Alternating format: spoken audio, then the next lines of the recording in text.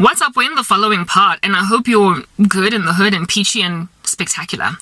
Illuminati. I was telling you guys about the history of that random establishment. They currently don't even call themselves Illuminati. Everybody who uses the word Illuminati is considered a conspiracy theorist, and nobody has ever come forward and validated it other than some silly girl with a certificate on TikTok that claims that she joined the Illuminati. For the better part of the time, even celebrities don't even admit that they belong to this nefarious organization. But it is generally known and agreed upon or approved that the Freemasons, the Illuminati, however many degrees there may be, blah blah, splat, drat, who cares? Yeah, it is agreed that it does exist, but it is a clandestine, secret society that of course has no interest in anybody knowing it all about them. Hence they call themselves just that, secret society. The very prerogative of a secret society is to be clandestine, i.e. secretive, surreptitious in its agenda on the world scale. So therefore they're not going to admit. They are of esoteric nature, so for those reasons, they're kind of airy fairy and fluffy in terms of what you can really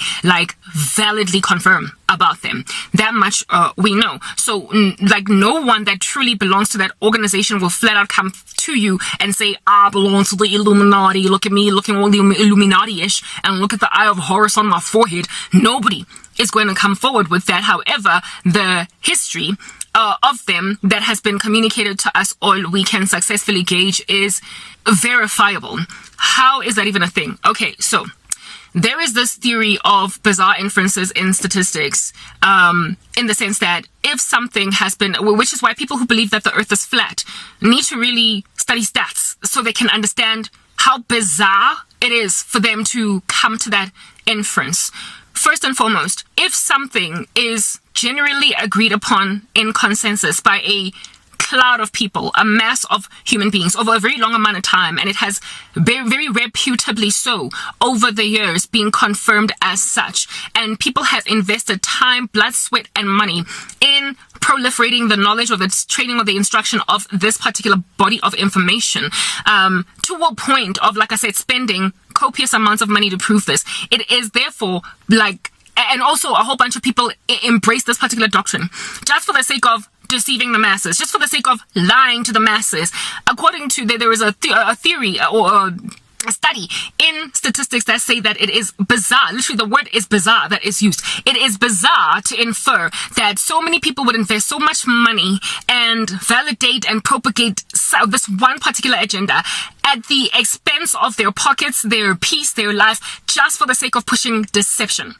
Just for the sake of deceiving people with a conspiracy theory, investing all this money, like people who believe that the earth is flat and that all the satellite images of the earth from space are manufactured, and that all the money that the government invests in NASA or whatever, and also the Russian space station, wherever it is that all these bodies that go out into outer space go, for you to claim that people all throughout the history, pretty much since Neil Armstrong and Yuri Gagarin, ever since those guys, for them to validate that they land on the moon and invest so much money into it just to deceive people into believing in outer space when there isn't even a reason why they would need to do that. There is no nefarious national security agenda that would need to be proliferated by pushing this particular agenda. Nothing at all that substantiates or justifies why anybody would invest so much time and money in this. It's called a bizarre inference. It might be feasible in the sense that, yes, indeed, you can foresee how it might be true, but the fact of it being a lie or a deception is so bizarre and so irrational on the part of so many people over such a long amount of time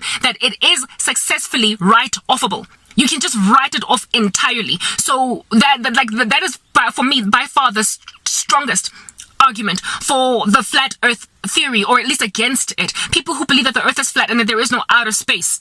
Why in the world would the human race invest so much time, money with no ulterior motive behind it, nothing at all that benefits them? There's nothing in it for them to lie this way. There is no secret agenda or mission that could ever possibly happen that would substantiate that much spending on so much deception for the sake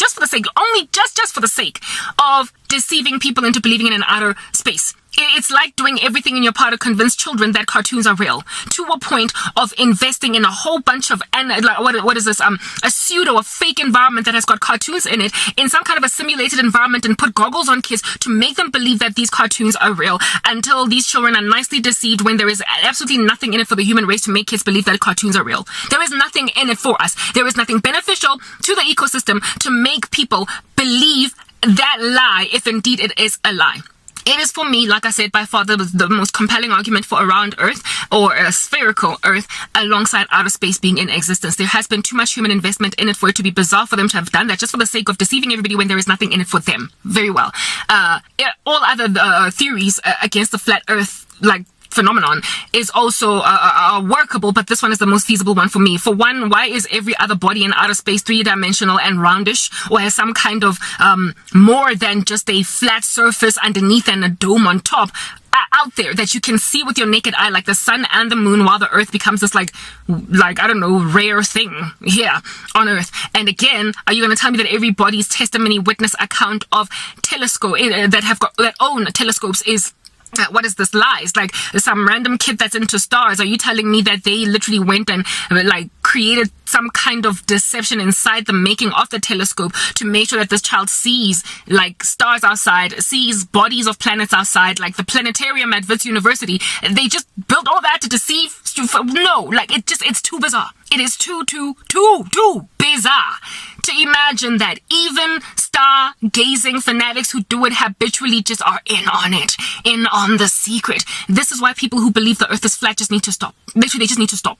Nonetheless, this is not about the flat Earth theory. I'm trying to help you understand that similarly to just like the flat Earth theory is anybody at all that writes off talk about secret societies, anybody at all that writes off even the Bible as a voracious body of work, anybody at all that writes off established truths, established information, like written articles, like historically they have gathered papyrus reed even from Egypt to tell the story, historical accounts, like history journals that aren't even religious in nature. Together, all of this information only to be like, all along they were just in on it together to create a secret, and they worked really hard to make sure that the secret stays a secret. Like, stop, cease and desist, take a breath, inhale and exhale, and wonder why the world is as evil as you anticipate that it is, to a point of making up all of this information just for the sake of deceiving everybody, including investing billions of dollars. So secret societies and Freemasonry and all of these nefarious, ominous beings that have existed trying to take over the world. There have been a whole bunch of really incredibly gifted scholars that have speculated on this matter, spoken on it at length,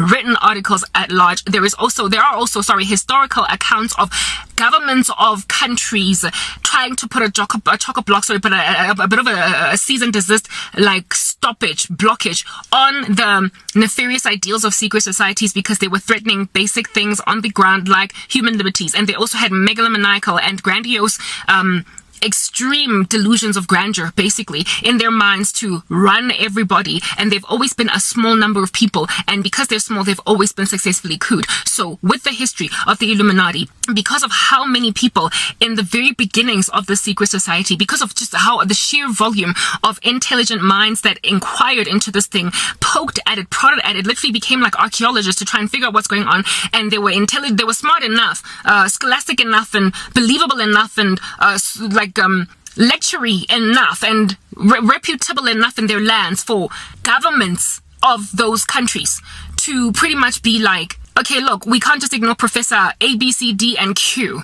claiming that there is like this ominous secret society rising from the ground. We're going to investigate. Literally, the Illuminati has been uprooted more times in history than they can imagine.